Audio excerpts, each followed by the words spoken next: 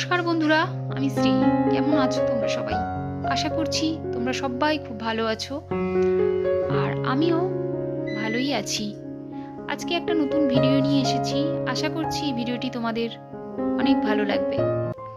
তো চলো, প্রতিদিনের মতো সকাল সকাল বাইরের কিছু কাজ আমার হয়ে গেছে, আর ভেতরে যা যা কাজ থাকে, সকালবেলার কাজ, ঘর ঝাড় দেওয়া থেকে শুরু করে বিছানা তোলা, তো সেই কাজগুলোই আমি করছি। এখন বিছানাটা তুলছি, আর বিছানাতে দুটো কম্বল ছিল, সেই কম্বল দুটোকে আমি ভালো করে রোদে শুকিয়ে তুলে দিয়েছি। কারণ তো ভারী ভারী কম্বল তো কাচা যায় না প্রতি বছর। সামনের বছর কেচেছিলাম, এবছর সেটাকে রোদে দিয়ে আমি তুলে দিলাম।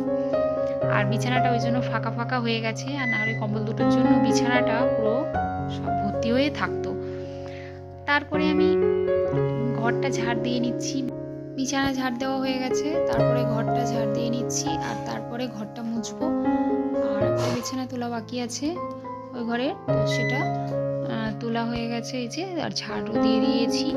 তোমাদেরকে একটু বাইরের দৃশ্যটা দেখালাম। বৃষ্টি হওয়ার পরে রোদ হয়েছে। আগের দিন বৃষ্টি হচ্ছিল খুব, তারপরের দিনকে রোদ বেরিয়েছে। দেখো ঝলমল করছে আকাশ চারিদিকটা, আর চারিদিকের দৃশ্যটা দেখো শুধু সবুজ আর সবুজ। তো তোমাদের সাথে একটু শেয়ার করে দিলাম সকালবেলার প্রাকৃতিক দৃশ্যটা। দেখো, আর তোমরা আমাকে কমেন্ট করে জানিও যে তোমাদের কেমন লাগলো এই বাইরের দৃশ্যটা।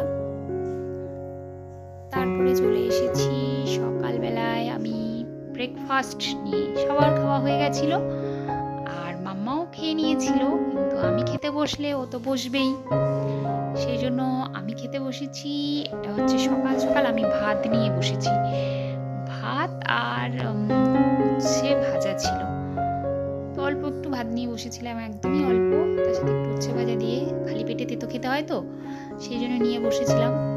আর ওকে দিচ্ছিলাম, ও তো উচ্ছে কিছুতেই খাবে না, না না করছে, উচ্ছে খাবে না।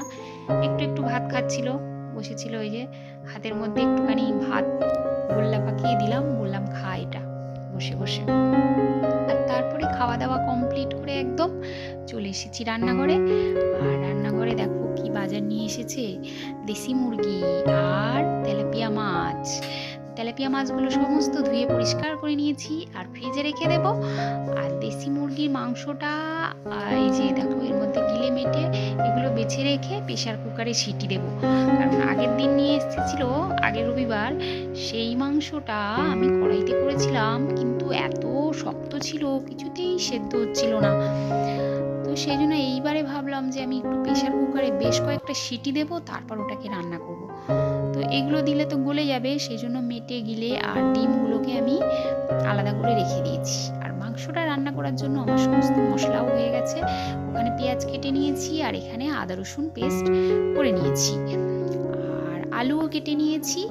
আর এখানে আরেকটা মেনু হবে, সেটা হচ্ছে লাউ শাক হবে মুসুর ডাল দিয়ে, আর তার সাথে হবে তোমার উচ্ছে কুমড়ো ভাজা। তো মাংসের আলুটা আমি ভেজে নিচ্ছি, তারপরে একে একে করে নেব। আর মাংসটা একটু কম নিয়ে এসেছিল, তো ভাবলাম যে মাংসটা তো সবার হবে না, তো সেই জন্য একটু ডাল করলাম। আর বিকেলবেলা আবার রান্না করতে হবে, কারণ কি এত লোক সবার তো হবে না। আর সবাই এই যে রবিবার মানে একটু রান্না বেশি হয়, প্রতিদিনই রান্না বেশি হয়, কিন্তু তবু এতগুলো লোক তো খাবো, সেই জন্য হবে কি না। তো অল্প একটু মাংস নিয়েছিল, তো ভাবলাম যে বিকেলবেলায় কিছু একটা করে নেওয়া যাবে। আর তারপরে দুই দিকে কড়াই বসিয়ে দিয়েছি, তার কারণ অনেকটাই বেলা হয়ে গেছিলো, আর তাড়াতাড়ি মাম্মা স্নান করবে, খাবে, সেই জন্য। আর এই যে মাংসটা দেখো সিটি দেওয়া ছিল প্রেশার কুকারে, মশলা কষিয়ে মাংসটা দিয়ে একদম ঝোল দিয়ে দিলাম। আর এই কড়াইতে উচ্ছে কুমড়োটা আমি ভেজে নিচ্ছি। আর ওখানে এই যে ডাল আমার হয়ে গেছে, ডালটা আমি ফোড়ন দিয়ে দিয়েছি, দেওয়ার পরে ওখানে মাংসটা হচ্ছে। আর আমি এখানে কিছু বাসন ছিল, ওই বাসনগুলোকে ভালো করে ধুয়ে মেজে পরিষ্কার করে নিচ্ছি। আর তারপরে স্নানে যাব নাকি না, স্নানে যাব না, ভাবছি যে এই কাজটা করে নিয়ে তারপরে আমি মাম্মাকে খাওয়াবো, কারণ ও ঘুমিয়ে পড়বে, অনেকটাই বেলা হয়ে গেছিলো।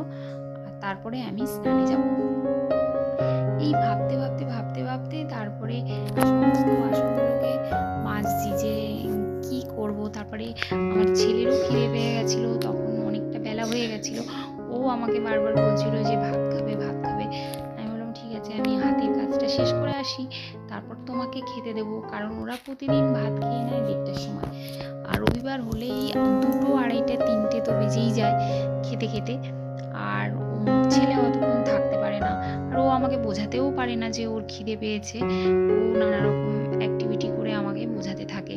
ও তো বলতে পারে না ওর খিদে পেলে যে মাম্মা আমাকে ভাত দাও, আমার খিদে পেয়েছে, এটা বলতে পারে না। আমি বুঝে নিয়ে ওকে দিই। সেই জন্য বললাম যে বাবা একটু ওয়েট করো, আমি আসছি, তোমাকে দেবো।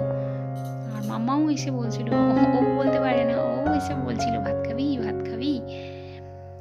তারপর বাসনগুলো মাজা হয়ে গেছে, ধুয়ে নিয়েছি। আর এখানে মাংসটা প্রেসারে সিটি দেওয়ার পরেও কড়াইতে অনেকক্ষণ রাখতে হলো বন্ধুরা, কারণ মাংসটা প্রেসার কুকারে সিটি দেওয়ার পরে দেখছি তাও গলেনি। মানে দেশি মুরগির মাংস যে এত শক্ত, ভালো মতো গলেনি। তারপরে কড়াইতেও অনেকক্ষণ ধরে ফোটালাম, ফোটানোর পরে আলু দেখছি গলে গেছে, কিন্তু মাংস দেখছি মানে শক্তই আছে। আর দেশি মুরগির মাংস তো কেমন কাটা কাটা কাটা কাটা টাইপের হয়ে যায়, বাচ্চারা খেতেও পারে না ঠিকঠাক। যাই হোক, তারপরে মাংসটা হয়েও গেছে এখানে। আর আমি একটু গরম মশলা গুঁড়ো ছড়িয়ে দিলাম ভালো করে, দিয়ে আর একটু ফুটিয়ে নিলাম। আর তারপর আমি একটা বাসনে মাংসটা যে বাটিতে নামিয়ে নিলাম। মাংসটা কেমন করে রান্না করেছি, মাংসটা পুরো লাল লাল ঝোল হয়েছে, অনেকটা লঙ্কা গুঁড়ো দিয়েছিলাম মাংসটার মধ্যে, সেই জন্য লাল লাল হয়েছে। কিন্তু খাওয়ার সময় খুব একটা ঝাল হয়নি। আমি এমনটি ভেবেছিলাম যে মনে হয় অনেকটা ঝাল হয়ে যাবে, বাচ্চারা খেতে পারবে না, কিন্তু না, ঝাল কমই হয়েছে। যাই হোক, তারপর বন্ধুরা আমি গ্যাস ওভেনটা রান্না করার পরে সমস্ত সার দিয়ে পরিষ্কার করে নিচ্ছি, কারণ রান্না বান্না করার পর খুব তেল তেল পড়েছে চারিদিকে, ছিল ছড়িয়ে ছিটিয়ে, তো দেখতে বাজে লাগছে। তো সেই জন্য আমি একটু সাবান দিয়ে ভালো করে পরিষ্কার করে মুছে নিলাম।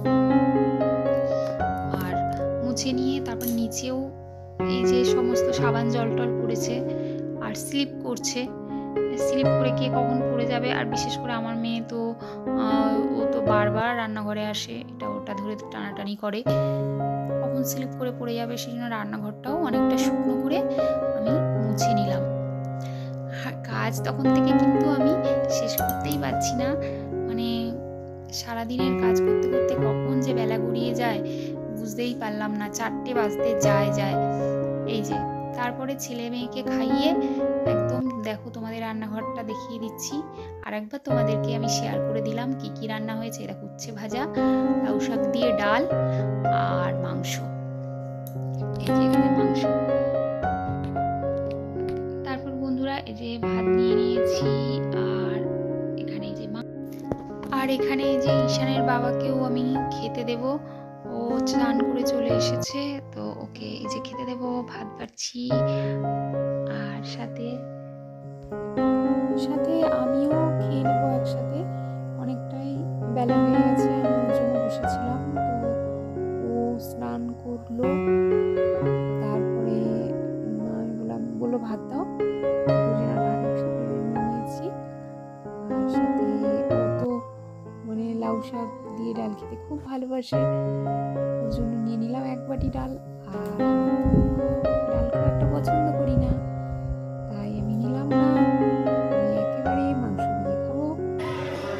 তারপরে সন্ধ্যাবেলায় চলে এসেছি বন্ধুরা, মনে ছিল না, এই যে এসেছে দুঃখিত নিয়েছি, এটা ছিল না, আর একটু বেশি ছিল মনে হয়। তো এই মুড়িটা আমি ড্রামের মধ্যে রাখবো, সন্ধ্যাবেলায় একেবারে আমি রান্নাবান্নার দিকে চলে যাবো। দুপুরে যা রান্না হয়েছিল সেগুলো সব শেষ হয়ে গেছে। আর ডাল ভাবলাম যে খাওয়া হয়েছে, তাহলে একটু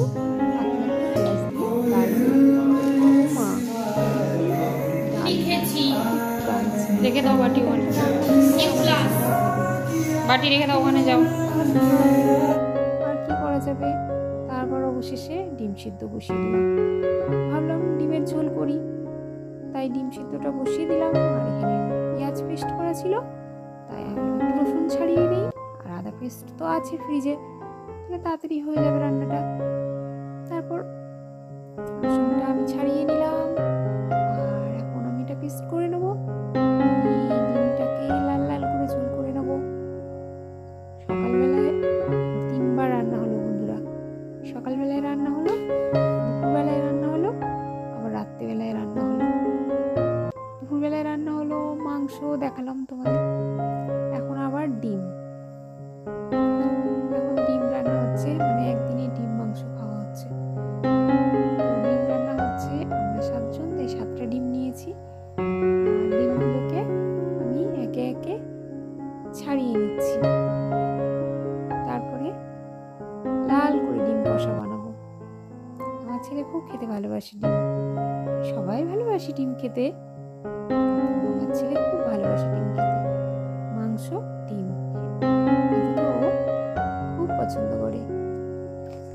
তো বন্ধুরা, সকাল থেকে ঢুকেছি রান্নাঘরে।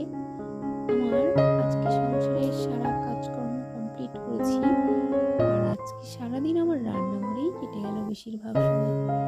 তাই সকাল থেকে মানে সমস্ত কাজকর্ম কমপ্লিট করতে কখন যে বেলা গড়িয়ে গেল নিজেই টের পেলাম না। কত কিছু প্ল্যান করেছিলাম করব, সেগুলো কিছুই হলো না। মানে এত সন্ধে হয়ে গেল যে আর মনটা চাইলো না, শরীরও চাইলো না যে বেরোই একটু। সারাদিনের কাজকর্ম করতে করতে এতটাই ক্লান্ত হয়ে গেছি যে মনে হচ্ছে যে কখন রাতের খাবারটা খেয়ে ঘুমাতে যাব, শরীরে আর দিচ্ছে না। সেই জন্য তাড়াতাড়ি করে আমি রান্নাটা করছি, আর মনে মনে ভাবছি যে কখন খেয়ে ঘুমাতে যাব। 2 সপ্তাহ ধরে প্ল্যান করছি যে একটু মার্কেটিং করতে যাব। তার কারণ হচ্ছে মেয়েটার জন্মদিন আসছে সামনে, তো ওর জন্য কিছু জামা কাপড় কিনতে যাব, কিন্তু কিছুতেই হয়ে উঠছে না। যত ভাবছি যে দুপুর 2টোর মধ্যে সমস্ত কাজ কমপ্লিট করব, খাওয়া দাওয়া কমপ্লিট করব, তারপরে বেরিয়ে যাব, কিন্তু কিছুতেই হয়ে উঠছে না। রবিবার হলেই তো ছুটি থাকে, রান্না বেশি থাকে, কাজ বেশি থাকে, কিন্তু রবিবার হলেই তো যাওয়ার মানে যেতে পারি, কারণ হাজবেন্ডের ছুটি থাকে। আমি তো আর একা একা যেতে পারবো না, ও না সাথে থাকলে।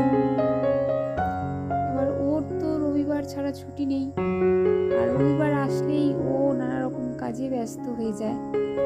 ও খেতে খেতে 4টে বাজিয়ে দেয়। এবার দেখি খাওয়ার পরে আর যেতে ইচ্ছে করে না। তারপরে তো সন্ধে হয়ে যায়, 5টা মানেই সন্ধে হয়ে যায়। তারপরে আর গড়িয়াহাট যাওয়া হয় না। আর এখানে রাতের রান্নাটা আমার কমপ্লিট হয়ে গেছে, ডিমের ঝোল। আর গ্যাসটাকে ভালো করে সাবান দিয়ে পরিষ্কার করে নিচ্ছি, কারণ আমি যতবার রান্না করি ততবার আমি গ্যাসটাকে সুন্দর করে পরিষ্কার করে নিই, না হলে আমার রাতে ঘুম আসবে না চোখে। গ্যাস না পরিষ্কার করলে যেন কি জানি অসুবিধা হয় আমার, আমি নিজেই জানি না। মনে হয় যেন আমি কিছুই কাজ করি না। সেই জন্য রান্না যতবার করবো আমার গ্যাসটাকে মুছতেই হবে, সে যাই হোক। ভাত করলেও গ্যাস মুছবো, আর যাই করি না কেন গ্যাসটাকে আমি সুন্দর করে পরিষ্কার করে রাখি সবসময়। তারপর বন্ধুরা, রান্না বান্না হয়েছি, ডিমের ঝোল হলো, ভাত হলো, আর স্যালাড কেটে রেখেছি। আর এটা হচ্ছে একটু মাছের ঝোল ফ্রিজে ছিল, সেটাকে গরম করে নিলাম। আর এখানে এই যে ভাত বেড়ে নিয়েছি ছেলের জন্য, ওকে খাইয়ে দেব, তারপরে আমরা সবাই মিলে খাওয়া দাওয়া করে নেব। তো বন্ধুরা, আমাদের সবার খাওয়া হয়ে গেছে, আর আমি বাসনগুলোকে ধুয়ে নিচ্ছি একে একে। তো এই আজকের ভিডিওটা এই পর্যন্তই। আশা করছি তোমাদের ভিডিওটা অনেকটাই ভালো লেগেছে। তো এতক্ষণ ধরে আমার ভিডিও দেখার জন্য সবাইকে অনেক অনেক ধন্যবাদ। চলো আজকের ভিডিওটা এখানে শেষ করছি। সবাই সুস্থ থেকো, ভালো থেকো, আর অবশ্যই আমার ভিডিওটা তোমরা কমেন্ট করে আমাকে জানাবে তোমাদের কেমন লাগলো। আবার একটা নতুন ভিডিওর সাথে তোমাদের সাথে দেখা হবে। তো সবাই সুস্থ থেকো, ভালো থেকো, সবাইকে টাটা, অলওয়েজ হ্যাপি থেকো, আর আমায় মনে রেখো।